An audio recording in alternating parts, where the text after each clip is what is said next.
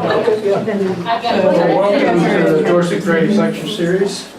We have a specialist in American literature with us tonight. I'm very interested in hearing more about Hart Crane and Theodore Roosevelt and the American 1890s. It was also when science fiction, a favorite of mine, was just beginning to take off, but the real literati was what he's going to be talking about. Which science fiction? Pardon? Which science fiction? American science fiction. Actually started in the garages in the 1890s of America with the inventors and stuff. Not Lying Land, but that one, right, that guy that wrote about just two dimensions, Flatland. Flatland. Yeah. Okay. Yes. Also, utopian novels were somewhat in progress at that time and entered into American literature. But Matt knows more than anybody, I think, on campus about this particular period. So I'll give it over to Dr. Matt Evertson. Do you want the lights on, Matt? I think that's fine. Does that work for you? Yeah. Okay. I'll keep the door open unless noise starts to come in. Sounds good. Well, thank you, Milton, and thank the Dorset Graves Library Lecture Series Committee folks for putting this together, and for the library for hosting it, and thank Dorset for being the inspiration for this. I shared an office with Dorset when I was first at Chadron State College 10 years ago. Do you remember that? Positively? And I'm glad I got to know him and his work at the college in the English department. And I thank the English department, too, for putting up with me while I've been doing this work and being supportive of the sabbatical, and the college has supported me through some grants and other things. So what I'm going to do is, I see there's a lot of students here. There must be extra credit involved. There's going to be some reading because it's from a larger manuscript, and I didn't do a very good job of timing this before, so it's a work in progress. But I'm going to read an overview sort of statement that sort of fleshes out the project. Then I'll show a few slides and try and talk about elements of the project, various chapters in the book, and concentrate on an example from the early part of the manuscript that I think does a really good job of contrasting these two fellows and their approaches to this period, and their approaches to strenuousness, and their approaches to nature and the wilderness. And then if we have time, I can go to the end of the manuscript, the part that I'm currently not working very effectively on, that has to do with warfare. So I'll read the overview here. In the early months of 1896, the Red Badge of Courage propelled Stephen Crane to fame and attracted the interest of many New Yorkers eager to meet the young author, who was investigating and writing about the lives of the city's poor and bohemian classes struggling in the crowded streets and tenements of the Bowery, the Tenderloin, and other ethnic neighborhoods. One of his apparent fans was Theodore Roosevelt, then acting president of the Board of Police Commissioners, who dined with Crane and Hamlin Garland, another prominent writer in American literature, at a writer's hangout called the Lantern Club. And this was sometime in mid-July. Later that month, Roosevelt agreed to be interviewed by the young writer, Crane, and wrote, quote, "I have much to discuss with you about Madge." Roosevelt was referring to Crane's controversial short story, Maggie, a Girl of the Streets, which had been published that June. In August, Crane sent to Roosevelt an inscribed copy of his latest Bowery tale, George's Mother, often read as a companion to Maggie, and a typescript of a story inspired by his tour of the West the year previous, and this story was entitled A Man and Some Others. He also apparently complained to the commissioner of the conduct of the police at the William Jennings Bryan rally he had attended, and on 18th of August, Roosevelt wrote this reply. Should I do it in Roosevelt's voice? Yes. I am much obliged to you for George's Mother. With your own autograph on front, I shall keep it with your other books. Someday I shall try to get you to write your autograph in my Red Badge of Courage, for much though I like your other books, I think I like that book the best. Someday I want you to write another story of the frontiersman and the Mexican greaser, in which the frontiersman shall come out on top. It's more normal that way. I wish I could have seen Hamlin Garland, but I'm leaving in a few days for a 3-week trip to the West. In the rest of the letter, Roosevelt promises to check into Crane's complaints about the rally, gently refuting his claims by noting that quote, the managers of the meeting and the managers of the garden Madison Square Garden, have both written us in the warmest terms. Police were a little bit, rambunctious at the rally. Roosevelt and Crane would correspond less frequently after this date, as Crane continued to write critically of the behavior of the police in the city. By October, when Crane testified on behalf of a prostitute who had been brutally beaten by a police officer, what has come to be known as the Dora Clark affair, he was being so savaged in the press and by the Department of Police that his reputation was in tatters and he had to leave the city.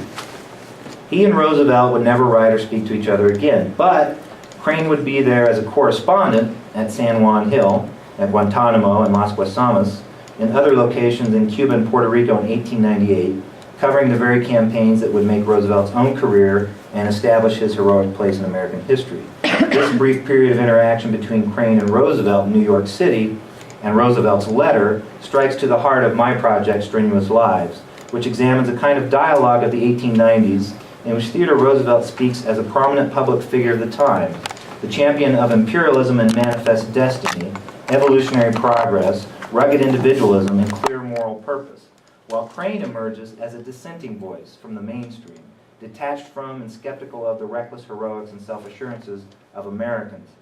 Roosevelt's letter illustrates the shared passions of these two unlikely colleagues: interest in warfare, the life of the city, and the behaviors of the downtrodden, the western frontier and its role in Americans' progress, and the importance of the wilderness and our place in nature. Drawing on the experiences of their strenuous lives up to 1897, when the war in Cuba sent them on divergent paths, and then in their responses to their experiences on the battlefield in Cuba, this study analyzes the writings of Roosevelt and Crane in a variety of arenas, wherein the environment plays a crucial role, ranging from hunting camps in the wilderness to the slums of New York City to the far reaches of the diminishing frontier and the red sickness of battle. Crane presents these struggles in the naturalistic voice of realism, with a skeptic's interest in exposing the folly of the human ego. Roosevelt responds to such struggles as a practical idealist who believes in the triumph of good over evil, in self-determination and free enterprise, and in the essential rightness of American expansion. His writing celebrates the struggles of settlement, promotes a progressive vision for overcoming poverty, corruption, and vice, and embraces the adversity of war. While Crane revels in the vitality of the outdoors and admires the resolute honesty of struggling settlers, he is pessimistic about the harsh life he laid bare in the Bowery, struck by the indifferent and awesome powers of nature, and bitter about the foolish and destructive ego of man, especially in war. He paints a world of impotent and absurd action, wherein man is often controlled by his surroundings and deceived by his own self-importance. Crane ultimately emerges as a strong voice set against intellects like Roosevelt, who envisioned a world of absolutes in race, class, war, and nature, and whose faith in science and social policy assured them of the rightness of the American cause. Ultimately, Roosevelt's great faith in a higher power guiding the destiny of America contrasts with Crane's determination to question the existence of God, and therefore the basis of American optimism. Indeed, in his unconventional lifestyle, Crane challenged the moral precepts inherent in his genteel Age of Roosevelt and helped shape the new view of life that would emerge in American modernism. So if I don't get through everything, that's the summary of the book.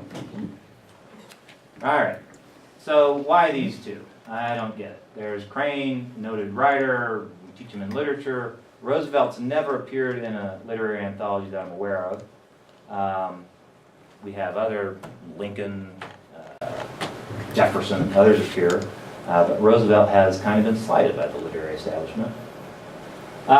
This sort of sets up the approach to the book. So here you have two quotes from Roosevelt.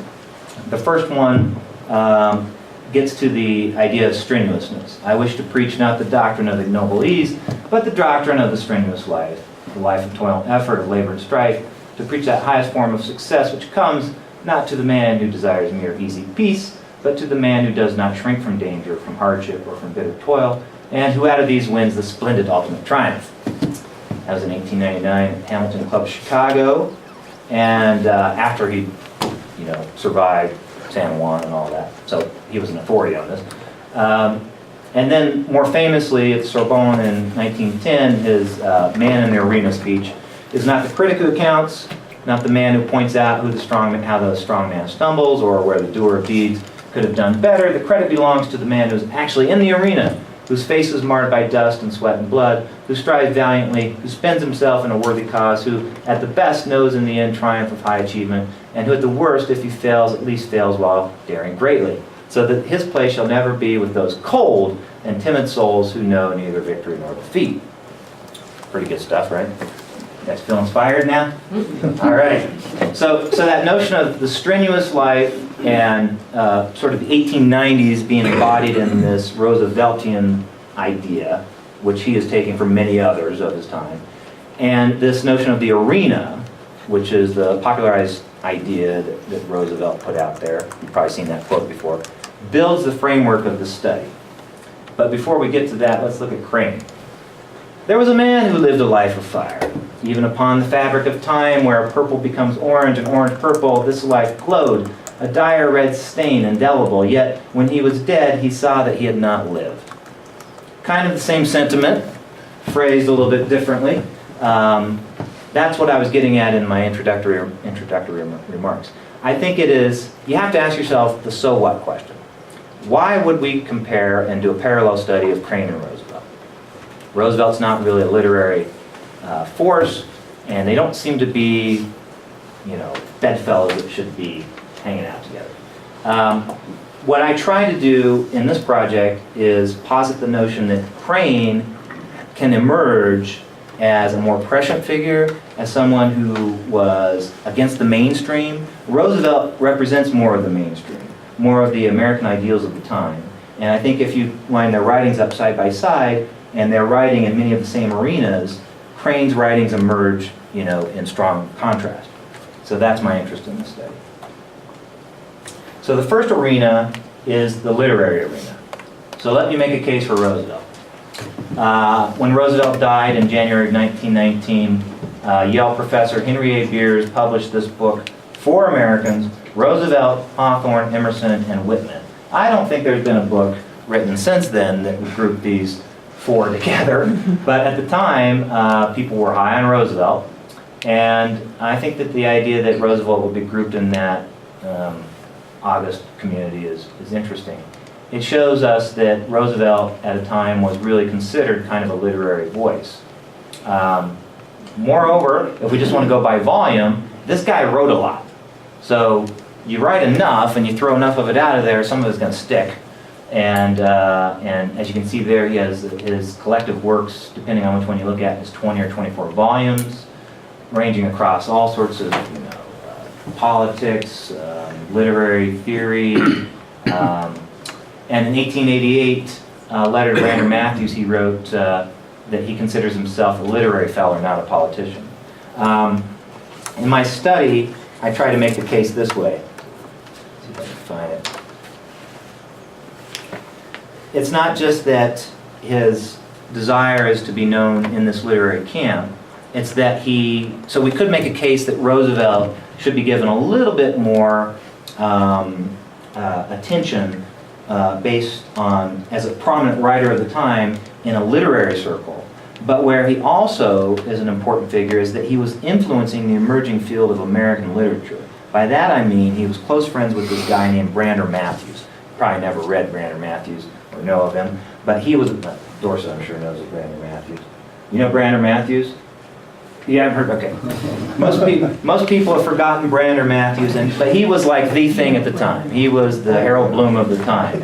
And he was great friends with Roosevelt, and they were kind of establishing the curriculum of the American Studies and American Literature programs at the time at Columbia. And so, I think I have a quote here that sort of dramatizes this. When Matthews became professor of English at Columbia in 1892, he created one of the first college-level programs in American literature. He often sent syllabi and exam copies to Roosevelt for his input, and their voluminous correspondence charts their reaction to the literary debates of the day being played out in the Century, Atlantic Monthly, Critic, Bookman's, Harper's, and many other publications, as well as within the major publishing houses of the day. Roosevelt and Matthews knew most of the writers within the debate personally, and they were influential with many of the editors and publishers as well. The writers would have been Henry Adams, Hamlin Garland, William Dean Howells, Rudyard Kipling, Owen Wister, Edith Wharton. These were all sort of figures that Roosevelt ran with. They frequented the Century Club and the Authors Club, two of the most prominent literary social groups of the day. In December of 1891, Roosevelt actually delivered a lecture on James Fenimore Cooper to Matthews' class in English and American Prose Fiction of the 19th Century, which was one of the first of its kind at American University, and he returned for several more lectures later on. So Roosevelt, I think, for the purpose of our study, could be grouped as a literary figure in American literature. So let's look at the arena of sport and wilderness. So I opened my study with these. It's a parallel study, so we have these contrasting quotes. I did this earlier, so you look at these two. This is Stephen Crane from his collection Black Riders. Black Riders came from the sea. There was a clang and clang of spear and shield, and clash of hoof and heel, wild shouts in the wave of hair and the rush upon the wind, thus the ride of sin. And then you have Roosevelt. Black care rarely sits behind a rider whose pace is fast enough. So you have quite contrasting views of the world here. I mean, and the interesting thing is that Roosevelt wrote these lines when he was off in the West, after he had lost his mother and his wife, on the same day, Valentine's Day. They died hours apart. His life was turned upside down, and he went out west, and he recuperated and recovered, and this was his sentiment in response to that. Matt, Yeah. context for the Theodore Roosevelt, was that within an essay or journal entry or I what? think it was a diary entry Diary that entry. he wrote while he was out in the West. That's a great pairing. How did you come up with that? I'm just awesome. I know that. Yeah.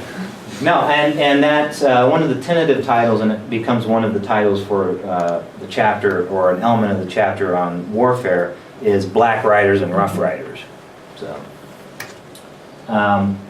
So here's Roosevelt, famously was a sickly child, came close to dying from asthma several times, until he decided to sort of reform his own health by adopting this sort of strenuous attitude towards life. All of these images, and the text here is from the Theodore Roosevelt Association, which has some great images. It's a bit hagiographic in the way that it promotes Roosevelt, as the Theodore Roosevelt Association should. But anyway, it is heroic the way that he sort of remade himself, and he looks pretty good in these pictures, doesn't he? A little sickly in that one, but here he's emerged. That's Edith Carroll, I think, sitting. I could be wrong on that, but one of those is his sister, and one of is Edith, who is the second wife. I mean, not in this picture. Years later. Point. And there's Roosevelt at Harvard, I think, in his rowing outfit, with the mutton chops looking pretty good, huh? So that's kind of the first part of the book, in this arena of sport and in the wilderness, how Roosevelt, and part of it was going out into nature, hunting, shooting, hiking, being close to nature, and boxing, and a lot of these strenuous sports, and he sort of reformed and remade himself quite famously. So the first part of that chapter sort of covers that, and then it parallels with Crane. It's not the greatest reproduction there, but Crane is in the center with his chin on his fist there, and this is when he played baseball at Syracuse. He was much more interested in playing baseball than in going to class, so he failed. Flunked out of Syracuse after one semester, but his whole life, and I sort of parallel these in the early chapter, same sort of thing. He loved horseback riding, he loved being out in nature, loved camping, hunting, all the same sort of things that Roosevelt was into, but their writings that emerge from this sort of basis, I think, are quite divergent, and we might ask ourselves why Crane came to have a different formulation about how man's place in the universe is seen versus Roosevelt's.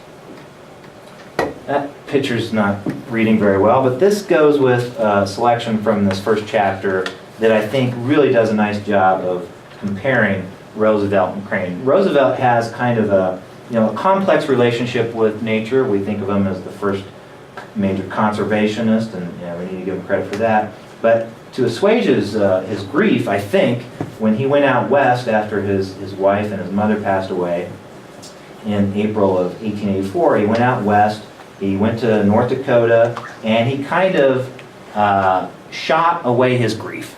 He, in a period of 47 days, he begged a total of 170 creatures, including 6 deer, 6 elk, 2 grizzlies, and well over 100 fowl. I have had great sport, he wrote his sister in New York, caring for his infant daughter. His wife died shortly after giving birth. And enough excitement and fatigue to prevent overmuch thought. I have at least been able to sleep at night. So apparently all the hunting is how he became able to go to sleep. It cured his insomnia. Killing a lot of animals will do that. And so there's, now this story, so cut to the end of this chapter where I'm trying to sort of set up both the background and how Crane and Roosevelt come to write about the wilderness. And so I'll read some selections here and see if you can see the different approaches each writer takes. Kind of writing in the same period and in the same subject area, same arena. Despite the fact that Theodore Roosevelt was one of the most influential and well-known public figures in New York at the time Crane was coming of age as a writer, modern readers may forget that he had all these literary achievements, including a series of widely read articles that were eventually collected in hunting. They were published in the magazines of the day. Hunting Trips of a Ranchman, 1885, Ranch Life and the Hunting Trail in 1888, and The Wilderness Hunter in 1893, and his 4-volume The Winning of the West. All these were very prominent at the time. So people would have known Roosevelt at the time more as a writer than a political figure. Crane's first serious work as a writer took form during the same period, and his Sullivan County Tales, which have to do with the wilderness stories, offer a unique take on the hunting and nature stories that Roosevelt and other mainstream writers had popularized. The earliest writings of both Roosevelt and Crane explore man's place in nature by confronting the world in active, arduous, and sometimes dangerous terms, what Roosevelt preached as the strenuous life. But where Roosevelt finds the wilderness a perfect proving ground for American exceptionalism, self-reliance, and rugged individualism, Crane, even in his earliest writing, counters with a world of impotent and absurd action where man is just as often controlled by his surroundings and deceived by his own self-importance in the uncaring and random universe. While Crane's wilderness stories sometimes reflect the idealized conventions of the lone hunter, these are Rooseveltian tropes, camper, fighter, and settler that writers such as Roosevelt had established, his voice as an unconventional realist begins to emerge as he paints the heroics of such figures as increasingly absurd, ironic, or savage. While Roosevelt's own wilderness writings reflect a genuine skill in capturing the detailed description and excitement of life pared down to its basics, one component of kind of literary realism, his patriotic vision of settlement, his faith in self-determination, and his unflinching belief in evolutionary progress contrast strongly with Crane's own emerging naturalistic view of the universe. For Crane, the lone woodsman becomes a tragic, pathetic, and deceived individual increasingly aware of his smallness in a vast and often hostile landscape. Well, Roosevelt went and cheated death and reformed himself out in the wilderness. Roosevelt also tends to affirm progressive notions of Darwinian thought, evolution, heredity, and the restorative powers of nature when he goes into the wilderness and writes about it. Crane's tales and sketches continually challenge such idealism. For Roosevelt, the image of a solitary hunter tracking down and killing his prey vividly affirms the strenuous life and celebrates both individual and national triumph. Thus, he sums up his chapter on elk hunting in Hunting Trips of a Ranchman with this declaration. I'm not going to do the Roosevelt voice.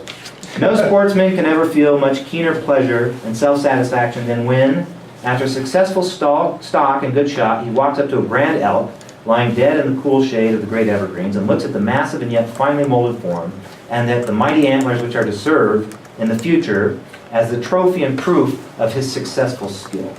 For Roosevelt, the trophy bull preserves and affirms the hunter's mastery over nature, while the rack of mighty antlers symbolizes man's skill as both marksman and provider. Roosevelt places even higher symbolic value on trophy bears. We're going to get to the bears here in a minute. For these are animals that can kill you. They'll fight back, and they pose a genuine hazard to all but the most skillful and assured hunters.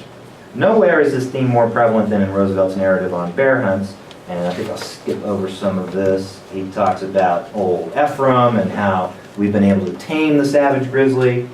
in one article that first appeared in Century in June of 1885, where this sketch is from. The article recounts Roosevelt's first hunt of the grizzly bear in the Bighorn Mountains in September of 1884. While successful in bagging several elk and deer in the initial stages of the hunt, Roosevelt laments that he and his hunting companion, a foreman of one of his ranches, and that's the guy shooting here, named Merrifield, has seen no sign of grizzly. This is a quote, which was the game we were especially anxious to kill, for neither Merrifield nor I had ever seen a wild bear alive. Since they're so scarce, you've got to go kill one. Roosevelt describes how he and Merrifield eventually came to have success tracking and killing a total of 5 grizzly bears in their habitat. By hiding in forested areas near carcasses, some remnants of their own hunts, they knew that they would eventually encounter a scavenging bear and would be able to, quote, still hunt it in its own haunts, shooting it at close quarters. Here's how Roosevelt recounts his first kill. He had heard us, the bear, but apparently hardly knew exactly where we were or what we were for he reared up on his haunches sideways to us. Then he saw us and dropped down again on all fours, the shaggy hair on his neck and shoulders seeming to bristle as he turned toward us. As he sank down on his forefeet, I had raised the rifle. His head was bent slightly down, and when I saw the top of his white bead fairly between his small, glittering, evil eyes, I pulled trigger. Half rising up, the huge beast fell over on his side in its death throes, the ball having gone into his brain, striking us fairly between the eyes as if distance had been measured by a carpenter's rule. Despite the evil eyes that Roosevelt describes, the grizzly did not seem to measure up to his fierce reputation.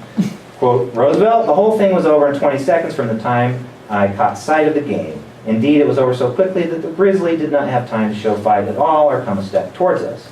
Nonetheless, Roosevelt boastfully declares, it was the first I had ever seen, the first bear I'd ever seen, grizzly I'd ever seen, and I felt not a little proud as I stood over its great brindled bulk, which lay stretched out at a length in the cool shade of the evergreens. Roosevelt seems unaware that this depiction might appear less than a fair fight to the readers of Century magazine, or that some question why an avowed naturalist would proudly mark his first glimpse of a disappearing and elusive creature by killing it. But there it is. His partner Merrifield, however, was disappointed in the lack of excitement as Roosevelt's killing of grizzlies became routine. The actual engraving that's printed here has Merrifield taking his first shot at a grizzly, while Roosevelt, having killed 3 of his own, kneels patiently nearby. Merrifield planned to make his first encounter with the grizzly more dramatic, as Roosevelt recounts. I told him to take the shot. He at once whispered gleefully, I'll break his leg and we'll see what he'll do. Having no ambition to be a participator in the antics of a 3-legged bear, I hastily interposed a most emphatic veto. Early political training, I guess. And with a rather injured air, he fired, the bullet going through the neck just back of the head. The bear fell to the shot and could not get up from the ground, dying in a few minutes. But first he seized his left wrist in his teeth and bit clean through it, completely separating the bones in the paw and the arm. It's kind of gross stuff in a lot of the Roosevelt, and again, published in a mainstream magazine. These were very common and popular books. So that's Roosevelt. Now, let's contrast that with Crane. In The Wilderness for Roosevelt is not just a stage upon which he can cast the process of American self-determination. It becomes the proof of America's evolutionary progress. Roosevelt presents the taming of Old Ephraim, this name for these grizzly bears, for example, as yet another instance of American exceptionalism in the strenuous forces able to conquer the wilderness. Quote, if the Indian tiger had been a native of the United States, he says, it would now be one of the most shy beasts. He scoffs at that purely melodramatic beast, the North African lion, as presented in narratives of exotic safaris. If the lion is anywhere near as fierce as portrayed in print, reasons Roosevelt, who would not kill his own lion until after his presidency, then, quote, it would prove less for the bravery of the lion than for the phenomenal cowardice, incapacity, and bad marksmanship of the Algerian Arabs. Even hunting becomes a nationalist competition to Roosevelt. America has the fiercest beasts, the most accomplished hunters. In his logic, while lesser nations have not even mastered their wildlife, a reflection of their inferior evolutionary progress. And Roosevelt goes on in that vein. Now I'm going to jump forward to Crane, if I can find the quote here. Now Crane, writing these wilderness stories, he has quite a few stories that are roughly like Roosevelt's, these naturalistic sort of stories. So he's interested in writing about the disappearance of the panthers in the Pennsylvania wilderness, and he calls them panthers. And then some stories about bears, and also some hero tales about people, interesting folks that grew up in the region. So that's one type of story. And they contrast nicely in this chapter with Roosevelt, who has these same sort of hero tales. And in Crane's hero tales, the heroes always come off looking kind of not so heroic. And also with the hunters, Crane has a tendency to sort of downplay what he sees as maybe a bloodlust. And so we don't know how much of this sort of material Crane would have read from Roosevelt. This was published in Century Magazine, and we know that Crane read Century Magazine because it was the Battles and Leaders of the Civil War series that was published between 1884 and 88 that Crane used as sort of a model for the Red Badge of Courage when he wrote that. So we know he would have been familiar with this type of writing. My argument in the book is that he's kind of picking up on what Roosevelt and others are throwing down, and then he's kind of writing, some ironic sort of making fun of them a little bit. And so here's an example of where we have a contrast. Roosevelt's narratives almost always celebrate the lone man triumphant in the face of adversity, redolent of democracy and his chance to prove his worth. He writes in Hunting Trips of the Ranchman, the first thing that a Western plainsman has to learn is capacity for self-help, but then acknowledges he must not forget that occasions may arise when the help of others will be most grateful. Merrifield, for example, was allowed to participate in hunts with Roosevelt because, as he states, I can kill more game with him than I can alone. And in hunting on the plains, there are many occasions on which it is almost a necessity to have a companion along. But Roosevelt loved the lone hunter, out mano a mano with nature. Crane, writing about these same sort of things, he likes companionship of all types. And when he goes out into the wilderness, he brings along fraternity brothers, he brings along women, he brings along a lot of alcohol. He enjoys the wilderness as kind of a place for comradeship. And that seems to be a different sort of approach than Roosevelt. And he also questions a lot of these hunting and nature tales and throws down language that I think is a little bit piercing of sort of stuff we just saw from Roosevelt. Let me see if I can find a passage here that describes this.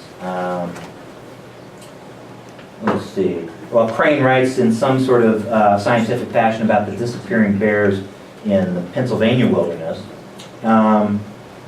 As we've seen previously, Roosevelt himself attempts to deflate much of the romance surrounding bears, their ferocity, cunning, and aggressiveness. However, Roosevelt's most vivid hunting stories focus on bears and are filled with sensational imagery that Crane both parodies and critiques. The following scene from The Wilderness Hunter captures this contrast most vividly, as Roosevelt details one of his most famous hunting tales when he took out a full-charging grizzly. The passage is worth examining in its entirety, for Crane seems to skewer such unique language and imagery in his own work. This is Roosevelt, about to shoot a grizzly. He turned his head stiffly towards me. Scarlet strings of froth hung from his lips. His eyes burned like embers in the gloom. I held true, aiming behind the shoulder, and my bullet shattered the point or lower end of his heart, taking out a big nick.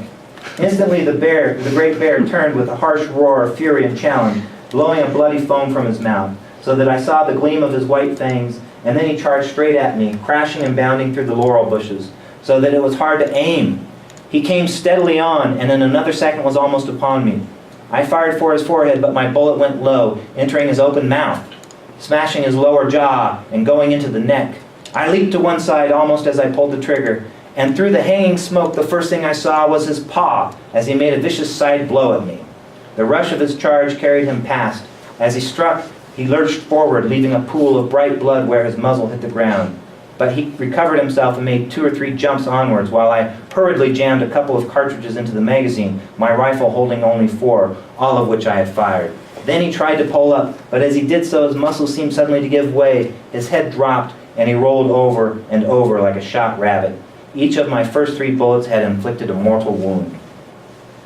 While Crane's hunting stories illustrate a depth to this kind of thrilling outdoor narrative, his wilderness tales tend to parody the manly quotient of such exploits, taking to task the bloodthirsty attitude of many hunters who are driven more by ego than survival.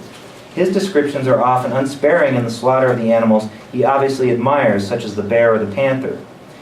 Killing his bear, this story that he wrote in particular, departs from the other Sullivan County tales in tone and temperament, and seems to serve as nearly a point-by-point rebuttal to Roosevelt's famous story of charging grizzly. And again, I don't know if Crane actually had read this piece, but it seems curious to me. With much detail and tension, Crane paints a winter scene where, quote, a little man stood under the quavering pines waiting for his prey. And Crane often uses the little or quiet or small man in pieces such as this to emphasize the mock heroics of such characters. So the little man is standing under these trees, wrapped in fur, but freezing nonetheless. The man is warmed when he hears the hounds on the trail of a bear. Quote, it pierced the ears of the little man and it made his blood swim in his veins. As the noise grows louder, the anticipation builds. The lone hunter imagines his triumph. Swift pictures of himself in 1,000 attitudes, under 1,000 combinations of circumstances, killing 1,000 bears passed paranamically through him. Crane builds the tension, seemingly playing to the romance and thrill of the hunt, the bear approaching. Quote, the earth faded to nothing, only space and game, the aim and the hunter, he writes. When the rifle cracked, it shook his soul to a profound depth. Creation rocked and the bear stumbled. Here Crane's language reveals the ambiguity that contrasts so sharply with Roosevelt's own assured style. With his soul shaken and creation being rocked in this rifle blast, is Crane criticizing the man's egotistical sense of master over nature? Or is it truly a profound and religious moment asserting man's rightful place as, quote, overlord? The final images of the story unmistakably rise as a critique and echo the words of Roosevelt in the killing of his own bear. Quote, the little man sprang forward with a roar. Chasing the wounded bear, Crane writes, the splash of red now dimmed through a faint, timid beam of kindred shade on the snow. Hit, he yelled and ran on. About 100 yards later, he comes upon the dead bear, focusing like Roosevelt on the teeth and the muzzle. Now in his death throes, of the bear in his death throes with his nose buried in the snow. And here's a passage from the story. Blood was oozing slowly from a wound under the shoulder, and the snow was sprinkled with blood. A mad froth lay in the animal's open mouth, and his limbs were twisted from agony. The little man yelled again and sprang forward, waving his hat as if he were leading a cheering of thousands. He ran up and kicked the ribs of the bear. Upon his face was the smile of the successful lover. The lust for violence portrayed in this scene undercuts the romance of the hunt, painting the hunter as a foolish egoist. And is this the triumph that Roosevelt has in mind? Crane audaciously parodies the kind of connection between hunting, violence, and male sexual vigor that he must have found rampant in the writing of outdoorsmen such as Roosevelt. And that basically ends that chapter. That's pretty good. All right, that's a wilderness. Get a sense of both writers in the wilderness. Now, Roosevelt, let's give him credit. There he is in Yosemite, great conservationist in many ways, though he killed so much of that he was conserving. But I do respect Roosevelt for this element of his politics. And we also have to thank Roosevelt for killing Sasquatch. That's from Bean. The next arena. So the next couple of arenas. So one of the reasons why I found Roosevelt and Crane of interest is that they kept showing up in these similar spaces and writing about from these different perspectives. So in the city, we have, this is an example of sort of the dime novel or the potboiler of the time, darkness and daylight in New York life. And Crane goes to New York City to write about this, and he wants to hang out in these places and recount it. So we have his most famous work from this time, Maggie, A Girl of the Streets, which he wrote anonymously, and it caused a sensation, and it was, very controversial at its time. But basically, Crane becomes, in his city sojourns, he becomes an outspoken and prominent voice of the downtrodden through these journalistic sketches. He's working mostly as a journalist. And this is while Roosevelt is working as a member of the Police Commissioners Board. Roosevelt also becomes an outspoken voice in regards to issues of charity, corruption, housing, and economic panic, though he approaches such issues from within his position of the upper class, obviously, and with the authority of his family's prominent ancestry in the city. His reform policies become narrow and one-sided, as we see in a little bit here. as he clamps down on vice and shuts down the saloons. Crane, in contrast, lives his realistic creed, endorsing or promoting no policies or visions of reform, but instead trying to report and capture as truthfully as possible the struggle of those leading desperate lives. His journalism and city sketches reveal a complex world at street level where the maxims of rugged individualism and the promise of American dream are put in stark contrast with the laissez-faire policies of city administrators and politicians like Roosevelt. For example, Roosevelt was happy to introduce bread lines, but he wanted a means test, and he wanted to make sure people who were getting the bread deserved it. They weren't just being lazy and things like that. Crane went and stood in the bread lines, and then he writes about it, and so their writings contrast, and that's mostly what's going on in this chapter. And then it continues on with the examination of his fictional works like Maggie and George's Mother, where again, he shows, shall we say, sympathy for these downtrodden characters and maybe questions whether they themselves are to blame for their plight. Some of it might be due to environment, and some of it might be due to policies in the city, part of the policies that Roosevelt and others are promulgating. These are images from Jacob Riis, there's a 5-cent boarding house, children sleeping on a grate. He most famously introduced the powder flash and took these images in his book, How the Other Half Lives. And Jacob Riis was one of the greatest proponents. He wrote a fawning biography of Roosevelt. They were great friends. And Crane would have known Riis from these. He gave exhibitions of these images, and Crane was interested in going and that's Bandit's Roost. Fun place to stay at night, right? So Crane was going out and living in these places and writing about it. Roosevelt was there on the police commissioner's board trying to prevent that sort of vice, prevent that sort of crime, and root out the corruption of the police. Roosevelt went a little bit too far. He started shutting down the saloons. He begins to get parodied in the news. They don't like the fact that he's shutting down all the whorehouses and the saloons. Crane, on the other hand, was having fun with his bohemian buddies. There he is, I think, smoking from a hookah. What's in it, I don't know for sure. He's got a wet towel around his head. He's sleeping in bed with another companion there at the Art Students League. He slummed around. He sort of just went where he could find room and slept. The Pendennis Club is this group that they formed of budding artists and writers. There he is with a banjo and a skeleton around him. This was after the publication of Maggie. So that kind of gives you a sense of what he was doing in the city, and you can imagine in this chapter the writings and experiences that he has contrast quite interestingly with the rather prudish Roosevelt. This is the Lantern Club where Roosevelt met with Crane and Garland and others when they had dinner, and that was mentioned in that introductory part of the paper. And I also mentioned that Crane got embroiled in this controversy where he defended this prostitute. So this is a sketch that appeared in one of the newspapers at the time. The artist, at this time quite prominent, having published The Red Badge of Courage, is defending this prostitute from police brutality. I don't know that they know that she's a prostitute. It depends on who you're talking to. Maybe Crane was there because he was consorting with a prostitute. It's unclear, but that's what got him into trouble. And mostly it was because he was accusing the police of brutality. They really did beat up the Dora Clark. This night they sort of were rough with her and arrested her. No evidence against her at all. And then a couple days later, one of the toughs went and just savagely beat her. So that's the context of how Crane gets savaged in the media, and he basically has to leave New York City. The arena of the West. So this is the next area that is of interest. Obviously, Roosevelt is an iconic figure of the West. You may not know that Crane wrote some really interesting short stories. Blue Hotel, Bride Comes to Yellow Sky, Blue Hotel set in Nebraska, actually. He went out to visit the West for a 3 or 4 month period and wrote these articles for the Bachelor Syndicate that were published all across the country. And his writing stands in contrast to Roosevelt as well.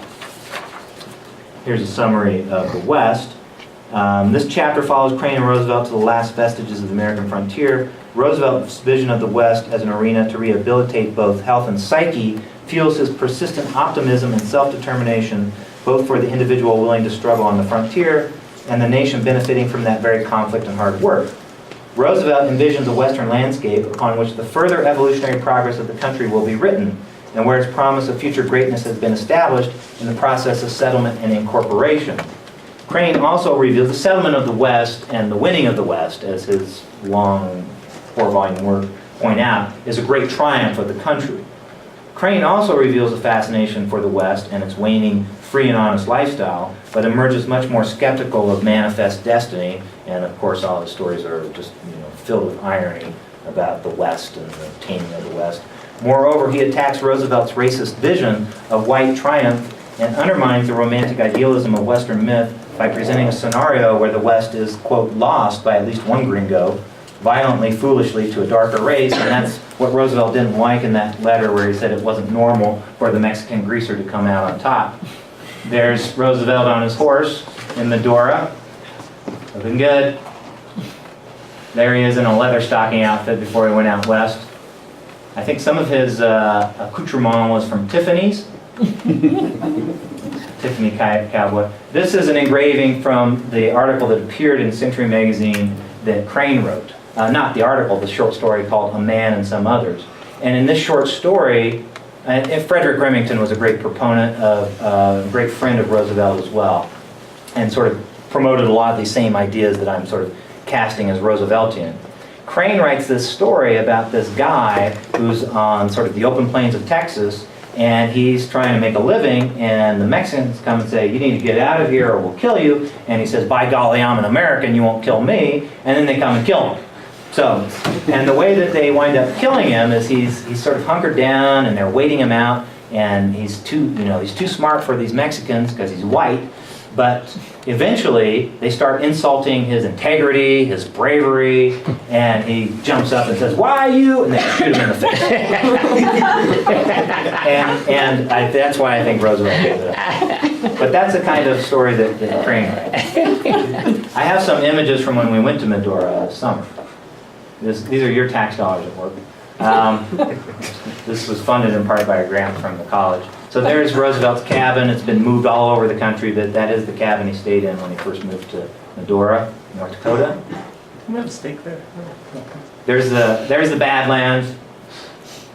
There's Brenda's boy Austin in a rain slicker, looking very much like a part of the petrified forest there in the Badlands. There's the family in the Badlands, including the dog. This is kind of interesting. This is where Roosevelt had his Elk Horn Ranch, and it was very green and flooded at the time that Brenda and I trekked out there to see it through all the soggy marshes and stuff like that. But they have this area preserved, and you can see the Little Missouri River is way up to its banks. The buildings don't survive, but I don't know if you can see it. Those stones there, those are the foundation stones. So you can kind of make out how his cabin was configured. And there's the river. That would have been sort of his front porch. Really beautiful setting, but very isolated as well. It was hard to get there, wasn't it? And there's me standing in front of the buttes that Roosevelt writes about behind his place. All right, finally, I think we have some time to get into war. This is probably the most difficult area to discuss when it comes to Roosevelt and Crane. And Crane being the author of The Red Badge of Courage, and Roosevelt being both the participant and the author of The Rough Riders, as we know, in the war in Cuba, and Crane having gone to Cuba to cover it as a correspondent. We have a lot of great writing from these counter views. Lots of great, God, a lot of writing. And a lot that has been written about Roosevelt in this period and America in this period. And this is why the book will never be finished. This is the most important chapter. It's the one that sort of I'm most sort of feel strongest, most personally about, most emotionally. I think that Crane got it right. And he did this without having gone to war at first in The Red Badge of Courage, which I think is a beautiful book. And I read it as kind of a pacifist book or an anti-war book, but people can read it and come to a completely different conclusion. It's a war about bravery and triumph against adversity and how the right side eventually wins. based on what I shared with you so far about Crane, that's not very likely, but, and so their writings very much parallel. And what has been going on in this chapter, the sort of conclusion I've come to, is that Roosevelt had a perception. He wanted to go to war since he was a kid. His dad dodged the draft and didn't fight in the Civil War. And there's speculation that Roosevelt always sort of suffered under this. His dad purchased a conscript, like you could do. But he was a strong supporter of Lincoln, and he put a lot of money in the war effort, but he never fought himself. Roosevelt was kind of shamed at that. And so this is the Roosevelt many of us know, the hawk, right? He was bristling to fight. I have some images here of, see now Crane, he went to he had some early military training when he was at this Claveret College, and he really liked it. He thought about maybe going into the military. And there he is with his troops. I think he's third from the left in the middle row there. But Roosevelt, he wanted to go to war so badly. He was appointed Assistant Secretary of the Navy, and depending on who you read, he is partially responsible for us going to war with Cuba. He was pushing the ships around and doing things that he was not supposed to be doing because he was Assistant Secretary of the Navy, but he was very much putting on a war footing.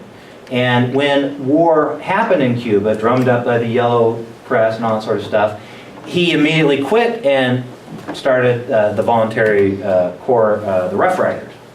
So both Crane and Roosevelt had this thirst to go to war, and here's Crane dressed up in sort of this romantic war correspondent garb, and there's his common law wife, Cora. And Crane was so interested in going to war that he tried to get on a ship that was taking supplies out to Cuba before the war ever started, and they were supporting the insurrection.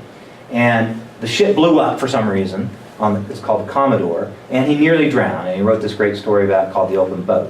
When he came back to Jacksonville, he stayed at this woman's whorehouse.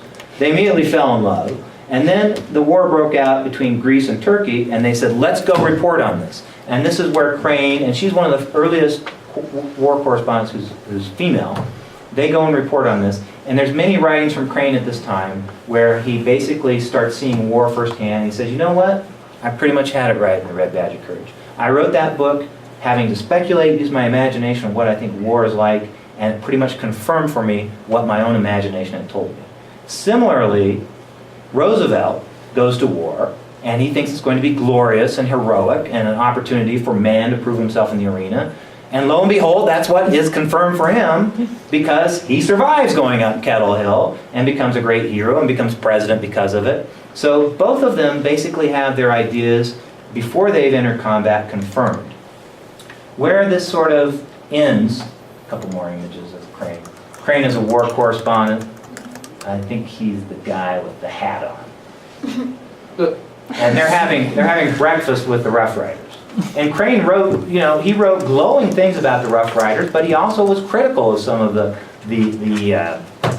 approach that was being taken in Cuba, some of the blunders that the military went into, and also wrote very starkly about the true costs of war.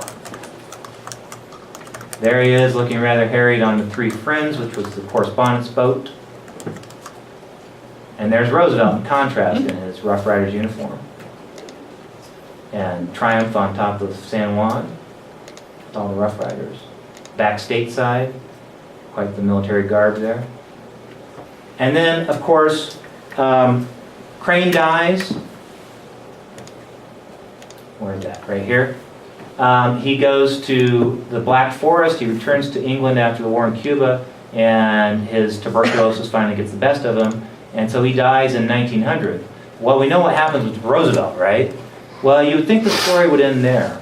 But where I find it most poignant, most poignant point-counterpoint between Crane and Roosevelt occurs later. And if we have time, I think I can squeeze this in. I'll read a passage that sort of winds up the discussion.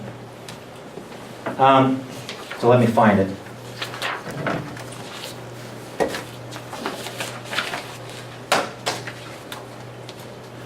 Roosevelt's eventual war experience only deepened his certainty in the principles of self-determination, faith, and progress of America, moral absolutes of right and wrong, and unshrinking insistence that effort is its own reward. As he preached in his Strenuous life speech in 1899, far better it is to dare mighty things to win glorious triumph, even though checkered by failure, than to take rank with those poor spirits who neither enjoy much nor suffer much, because they live in the gray twilight that knows neither victory nor defeat. Twilight is an important metaphor to consider in this context, for Roosevelt believed that, quote, black care and darkness could be overcome through the application of virtue and the adaptation of strenuous, forward-looking life. Never fond of shades of gray, Roosevelt saw human struggle in black and white. Seeing life as an arena, he always maintained that man's first duty is to fight. This obligation is only heightened in times of war, as he wrote in October of 1918, and you might think about what was going on in 1918. Both life and death are parts of the same great adventure. Never yet was worthy adventure worthily carried through by a man who put his personal safety first.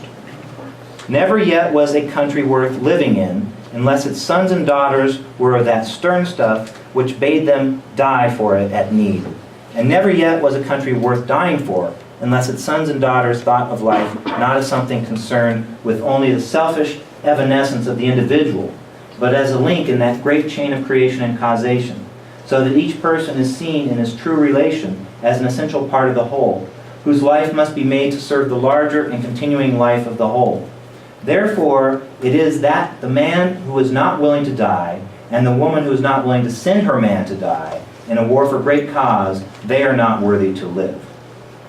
Roosevelt wrote these lines less than 3 months after his youngest son, Quentin, was shot down and killed in a dogfight over France. He was 20 years old. Roosevelt had 4 sons in the Great War. Archie was severely wounded and received the Cri de Guerre before Quentin's death. Ted, Theodore Jr., who would go on to be prominent in World War II, as a general, I think, was wounded less severely about the same time. Kermit was the only son to escape unscathed. 2 months later, the former president and commander of the Rough Riders died in his sleep at Sagamore Hill. Many historians have suggested that the death of his son accelerated his fatal heart condition. But H.W. Brands argues that Roosevelt never lost his, quote, romantic concept of life, his belief that physical bravery was the highest virtue, and war the ultimate test of bravery. He wrote encouraging words to his son Kermit, still on the front lines, quote, Quentin's death has had a most extraordinary effect on this nation. He has become the symbol of the high and gallant souls whom we have sent to face death in the great war for right. Reeling from inexpressible grief, Roosevelt nonetheless declared in those last months of his life, as armistice finally came, that he would have encouraged his boys to join the struggle, even if they should all be killed by the end of the war. So this contrasts with Crane. And so Roosevelt's writing later. Crane's dead, but Roosevelt's writing during World War I, and he's got these very hawkish views, and he has this sense that it's all part of the great effacement of the individual for the nationalistic cause of war.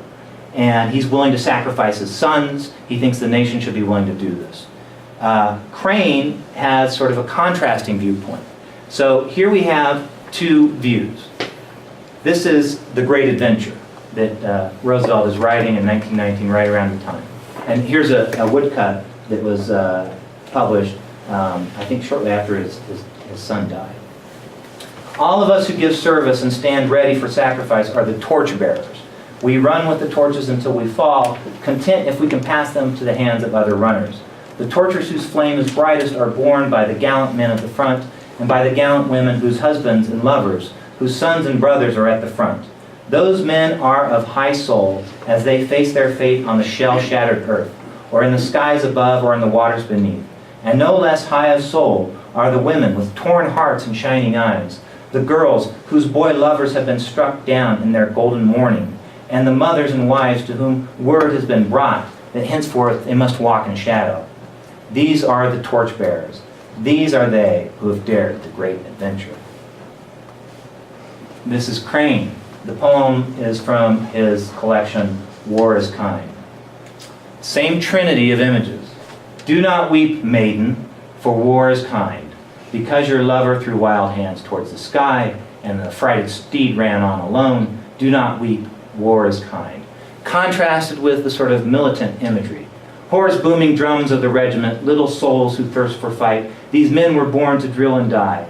The unexplained glory flies above them. Great is the battle god, great in his kingdom, a field where 1,000 corpses lie. I think Crane is trying to be ironic there. This is contrasted then. You have the maiden whose lover has fallen. Now you have the babe. Do not weep, babe, for war is kind. Because your father tumbled in the yellow trenches, raged at his breast, gulped and died, do not weep, war is kind. Swift blazing flag of the regiment, eagle with crest of red and gold, these men were born to drill and die. Point for them the virtue of slaughter, make plain for them the excellence of killing, and a field where 1,000 corpses lie. And then finally, the hardest one, I always have trouble with this line. Mother whose heart hung humble as a button on the bright splendid shroud of your son. Do not weep, war is kind. That sentiment of the child, the maiden, and the mother, contrasted with, this, the torchbearers, which I like this too, but which is the more accurate sort of rendition of what war is actually like. So much so that years later, I think this is bullshit. And this is what struck me when we started our great adventures of late. And so one day I was reading the New York Times and I came across this photo essay, and it paralleled. So this is the power of literature in my mind. It speaks beyond sort of the historical context. It speaks beyond just the facts. A great artist is able to capture in that sort of trinity of the mother, the child, and the maiden something essential and true about what warfare actually comes down to. You have a sense that Crane had experienced something real. So that's in my mind, and I'm reading this photo essay. Burials at Arlington National Cemetery took grim regularity in October. This is in 2006, when at least 103 American troops were killed in Iraq and Afghanistan. In Iraq, the toll reached 99 by Saturday, making October the deadliest month since January 2005. Military officials attributed the high number of deaths to a spike in violence during the Muslim holy month of Ramadan, which began in late September and ended last week. They also pointed to a 3-month campaign to win control of Baghdad from death squads that led to increased attacks on American troops. But such explanations were little comfort to a 6-year-old girl weeping at the grave of her father, a mother clutching the flag of her son's coffin, or a widow walking slowly through the rain behind her husband's honor guard. And these were the photos in the essay. Do not weep, maiden, for war is kind, because your lover threw wild hands towards the sky, and the affrighted steed ran on alone. Do not weep, war is kind. Do not weep, babe, for war is kind, because your father tumbled in the yellow trenches, raged at his breast, gulped and died. Do not weep, war is kind. Mother, whose heart hung humble as a button on the bright splendid shroud of your son, do not weep, war is kind. Words from Stephen Crane still resonate today. Thank you.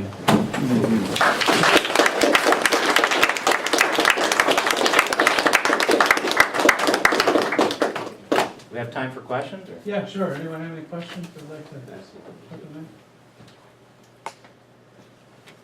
One of the things I thought about, Matt, and it was almost immediate and it kept going along, he presented an interesting contrast that created for me kind of the zeitgeist of that particular period. But I could not help but jump 100 years ahead to the zeitgeist of now. Yeah. Where it's almost been a reversal, and the two people that I thought of were the presidential candidate Mitt Romney and Michael Moore, the documentarian. And we almost, in 100 and some years, have taken the zeitgeist, and certainly Roosevelt represented the zeitgeist at that particular time, and the underbelly and the undercurrent and the background was more Crane. Now, it's Mitt Romney who doesn't represent the zeitgeist of America, in my opinion. I'm not trying to be political here. But I think that Michael Moore represents, and the Occupy Wall Street is almost the perfect symbol of this transformation in 100 years of what's happened in the spirit of this country. Yeah. Whether you agree to it or not, it's just a thought of mine, please, I'm not trying to make any. Crane would have been down there with the Occupy Wall Street people, I can guarantee that. And I think also it's problematic, and I'm considering putting a portion of this in this last chapter as well, that I may include some of this to bring it up to sort of a contemporary point, because I think, like I'm saying, Crane still resonates, it's still relevant. I'm not sure the torchbearer thing holds up. Maybe it does. I think the patriotic sort of jingoistic sentiment can be helpful at times, I guess, but I don't think we find that an authentic statement. We want to know what the true costs of war are, and then we may be willing to pay them. But let's know what the true costs of war are. So that we had to have freedom of information, all other sort of ways to even get pictures of the soldiers coming home during this conflict. And so there's an element of this that I think is interesting in contemporary light. And I'm thinking of including portions of Barack Obama's Nobel Prize, ironic Nobel Prize winning speech, because he touches upon many of the same sort of notions that Crane sort of brings up, in that he says we don't really choose to fight, it's all, he really has a portion in that, I didn't bring it with me, but he has a portion where he says basically all war is folly. It's not heroic. I think he uses those words, it's not heroic.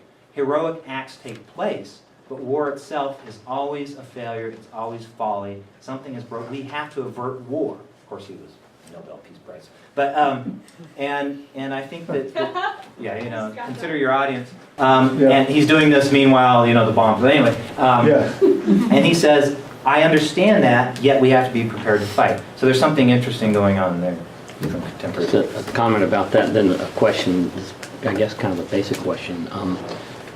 Seems like from your last part of your presentation, like Crane has read the Iliad and got it. Yeah. And Roosevelt might have read it but didn't get it, right. I guess. But my question is about the first part of your presentation where Roosevelt thought of himself as a literary figure. Did Roosevelt write fiction at all?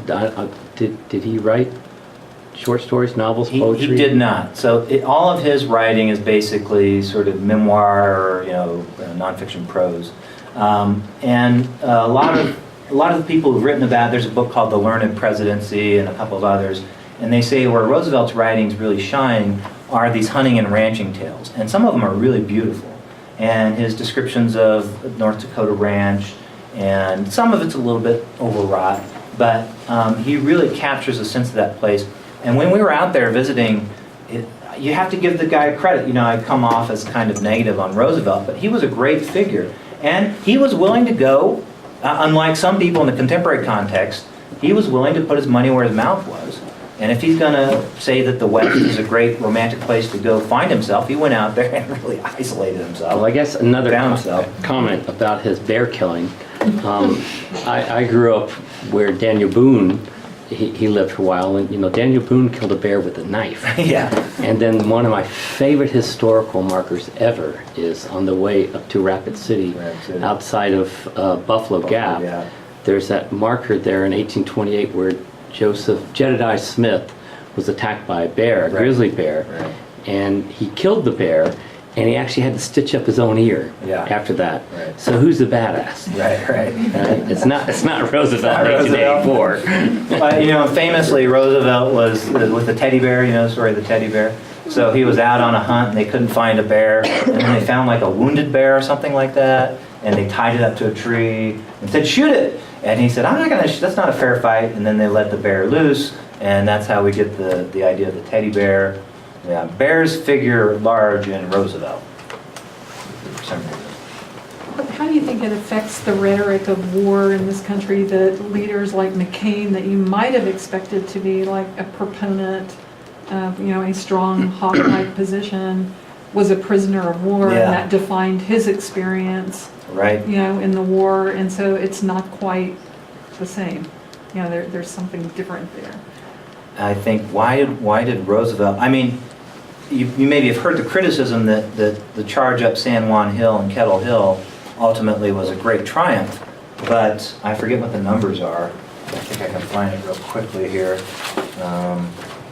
Give me a second. But isn't there, and just while you're doing that, isn't there always that sense of people who've served versus people who haven't, where people who haven't can't say, like, you're not qualified to comment on the things or have an Right. opinion, the same sorts of opinions.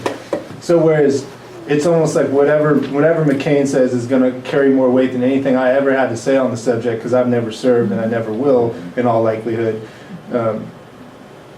He gets a pass, and that's an important point too. Crane didn't serve. I mean, Yeah, he was a that's what war I was- correspondent, you yeah. know? But he did, and he was foolish when he was in Cuba. He stood up and tried to get shot and just sort of, so you have a sense that he writes about this in his war correspondence in the Greco-Turkish War, where he recognizes that it's really thrilling to see an artillery barrage from a distance. Yeah. You know, gets your juices The longer going. the better. And then Yeah. but then he goes the other step. He goes and describes what the results are and writes about it, you know, with the kind of irony that we expect with Crane. Here's the passage from Roosevelt. One sense is that for Roosevelt, the war was not only a matter of national honor, but a chance for him to finally prove his own. And he takes special pride in noting in his autobiography that in the fighting in Santiago and in San Juan Hill, where Roosevelt basically sealed his fate as a future commander-in-chief, that, quote, the percentage loss of our regiment was about 7 times as great as that of the other 5 regiments, volunteer regiments. According to Caspar Whitney's reports, for example, the storming of San Juan Hill had cost the infantry 12 officers and 77 men killed, 82 officers and 463 men wounded. The cavalry, 6 officers and 40 men killed, 29 officers and 233 men wounded. To hold its cost, in addition, 1 officer and 9 men killed, 4 officers and 93 wounded, 145 killed in total, 904 wounded in this single engagement. And Roosevelt, writing in The Rough Riders, praises the men who sacrificed their lives, but in that way. They gave up their individualism for the greater cause. And that's why we can go to Cuba today and have a nice daiquiri and enjoy the beach. No, we can't. Oh, we can't? Yeah. You know, we liberated that country, and you have to, Thank you, Castro. yeah. And then that led to, you know, what happened in the Philippines, and there's really interesting parallels with what has happened to, you know, in the recent wars, the War on Terror. But if you look at, like in World War II, Ernie Pyle, Mhm. famous correspondent who was beloved by everybody he served with. He never fired a gun, and he dies in I think, I can't remember what island, but Yeah, he died in one of those. Iwo Jima, but somewhere. And then how many journalists have been killed Mhm. in the Iraq War? All the wars. It's not as if they're not putting their lives on the line. Right, And right. In the same way. Right. Well, I also think, you know, too, as we're seeing a shifting of our military policy, and there's just talk of the drones, and I'm glad we got Osama and all that sort of stuff. You know, when I read a poem like that, or I read Crane sort of looking from a distance at what an artillery barrage is like, and then writing about going up and seeing it firsthand, it kind of keeps me true to the fact that that's kind of a bad deal, regardless. It'd be better if we didn't have to bomb people into freedom. Yeah. Kind of, Yeah. oh, go ahead. Well, I love all the presentism. That's really good. They connected all of the present. I think is very powerful. Did Crane ever make a comparison between the landscapes of the streets of New York, the progressive zeal, and the landscape of the battlefield? I don't know. I'd have to think about that a little bit more. Okay, I have another question then. Yeah. Do either of these guys gender nature? Do they talk in specific gendered overtones about the environment they're engaging with? Is it all mono for Roosevelt? Yeah. Even though he's got a high voice. Or does Crane see That's nature as something I think that this may be me projecting, but when I read Crane, I like to see him as sort of a modern day environmentalist, and I know he's not. But he really felt that, and so whether it's feminized for him, I don't know that he thinks of it as Mother Nature, or he's laying down in the bosom of nature, or that sort of thing. But it is definitely a respite. It's restorative in a way that for Roosevelt, it's only restorative if he gets something vigorous out of it. So I think that vigor of life is probably Roosevelt's take on it. And so it probably is more of a masculine notion, you know. And you have to sort of conquer nature and hold it And so the winning of the West has that throughout, that's the great achievement, is the settlement of the West. He valorizes and romanticizes how wonderful it was when you had Daniel Boone and all these people that he writes about, but he says ultimately we had to settle down, and that's the great achievement. He wishes he could go back and be a cowboy, and tries in some ways, and laments the loss of that, but then he is happy that civilization has taken hold. Whether that's masculine or not, I'm not sure. But it's a template for progress. Yes. Environment, where Right. for Crane it's more static. I think he laments very much the loss of sort of the natural world and the loss of the ability to be at home in nature in that way. When he goes and he spends, they spend like 2 or 3 weeks in the woods camping out, and they don't, go to cabins or whatever, and they stay really close, I think, to the land and kind of, the earth provides, and it's not so much conquering, and I think it is more rejuvenating, and whether it's feminized or not, I'm not sure, but it's a good question. I have to look at that more closely. Kind of, admittedly, I'm asking a little bit for the benefit of my students who I think are starting to deal with some of these things for the first time, it's definitely, in your research, and what were your thoughts, that, especially tying this to modern day America, there's definitely a little theme of somewhat polarization, and I think that's a huge, huge issue today. And what if any, it seems like the narratives are so, again, polarized, today, where everything's either this or this. You're either Occupy Wall Street or they're Right. dirty hippies, don't know what they're talking about. You're either, liberal or conservative, and so from your research and these two individuals, any thoughts or anything, I don't want to put you on the spot politically or, give us some words of wisdom or anything like that, Right. but where is that middle ground from any of this, or any thoughts on that? That's Well, of course, as people keep telling us, we have no idea what it was because in the 1890s, and there was a depression in 1893 or a recession, I don't know what the word was, where they had the bread lines and all this, that was when Crane first went into the city, and good Lord, the rhetoric then, and talk about class warfare. Yeah. There was a lot of that going on, and Roosevelt in letters and in correspondence with other political figures of the time, and of course the political corruption at the time with Tammany Hall and the other sort of political boss systems. You read these letters, you can't believe the way that people are savaging each other and stabbing each other in the back. Talk about polarization. Yeah. And in some cases, literally, just destroying people, not with just rhetoric, but politically. I mean, Roosevelt became vice president because they wanted him out of New York. I mean, he became a vice presidential candidate. He was governor of New York, and people hated the policies he was putting forth. They couldn't stand his bluster. The political system, the Democratic political system was in a furor, and the Republican political system, because he was anti-crony, graft, and all those sort of things that made them powerful, get him out of here.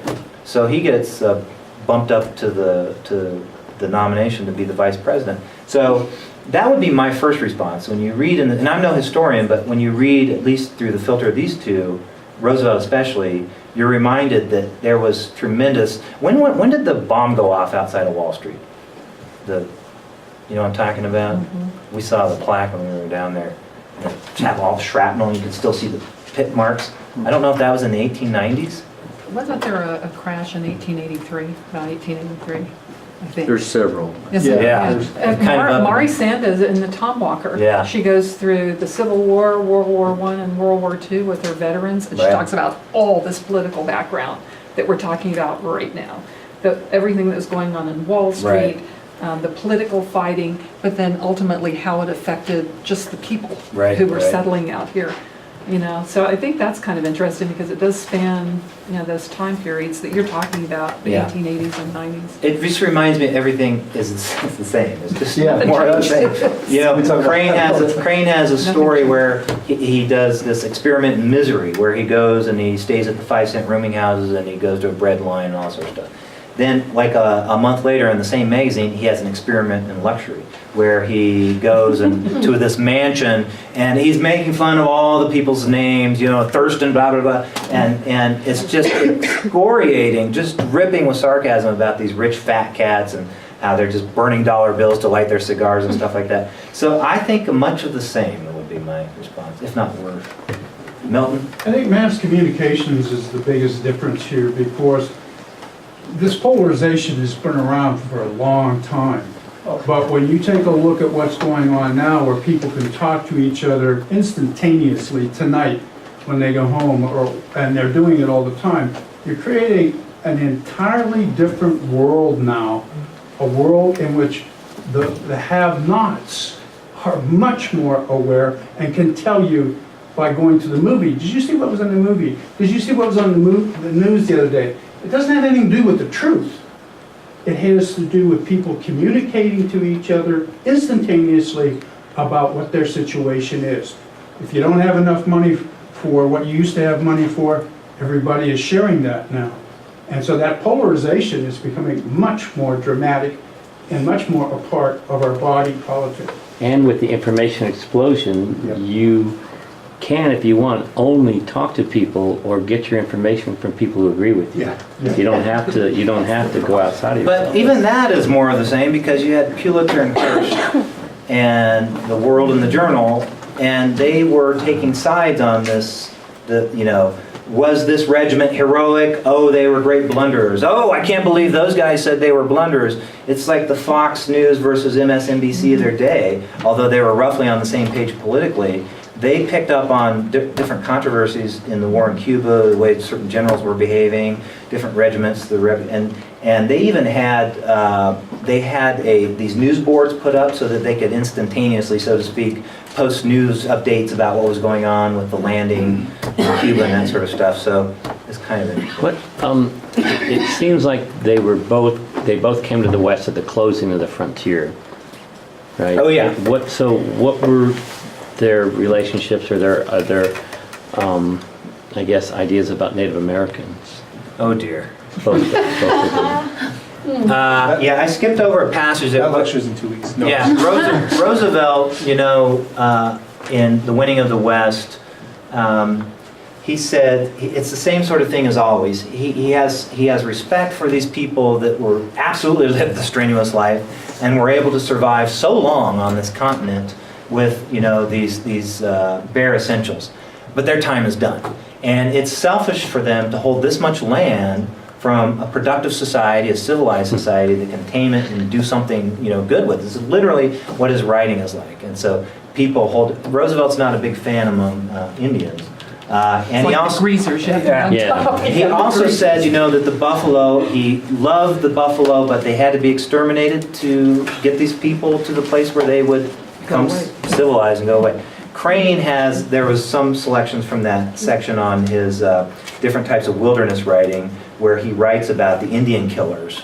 And one of them is called Not Much of a Hero or Not Quite a Hero. So that gives you kind of a sense of it.